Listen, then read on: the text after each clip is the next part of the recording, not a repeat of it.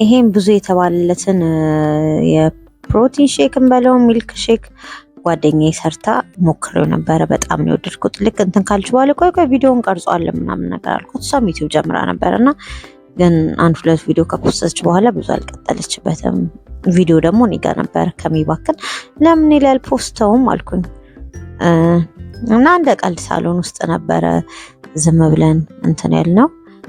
ይሄ ለዳሌ የሚያስጨምር መቀመጫ የሚጨምር ተብሎ በጣም ብዙ የተቀባበለው ቪዲዮ ነው። ስለዚህ እሷም ደግሞ ሞከረችው ማለት ነው። ይሄን ግብአት ለማዘጋጀት የተጠቀመችው እንደምታዩት አጃ ወይ ኦት፣ የለውዝ ቅቤ፣ ወተት፣ ሞዝ እንዲሁም ዳርክ ቸኮሌት አድርጋበታለች። ከፈለጋችሁ እናንተ በዳርክ ቸኮሌቱ መተው ትችላላችሁ።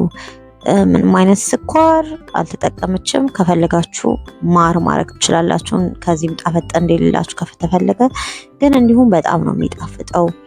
ምሳሌ ምግብ መብላት የማትፈልጉ ከሆነ ረጅም ሰዓት ሆዳ የያዝ አድርጎ የማቆየት ባህሪ ያለው ሁሉም ደግሞ ማለት ይቻላል ኦልሞስት ጤናማ ምግብ ነው። እንዴት ነው በቃ ለአዋቂዎችም ለልጆችም ሊጠቀሙት የሚችሉት አይነት ጁስ ነው ማለት ነው። ሁላችሁም ሰርታችሁ ሞክሩት። ሪዳት ቴንኪዩ።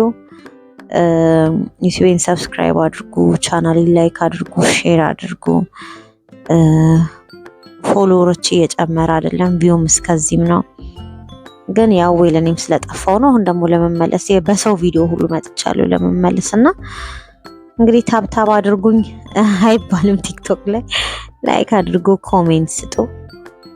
እየሰራችሁ በየቤታችሁ ሞክሩ። መልካም ጊዜ ይሁንላችሁ። በሌላ ቪዲዮ እስከምንገናኝ ቻው።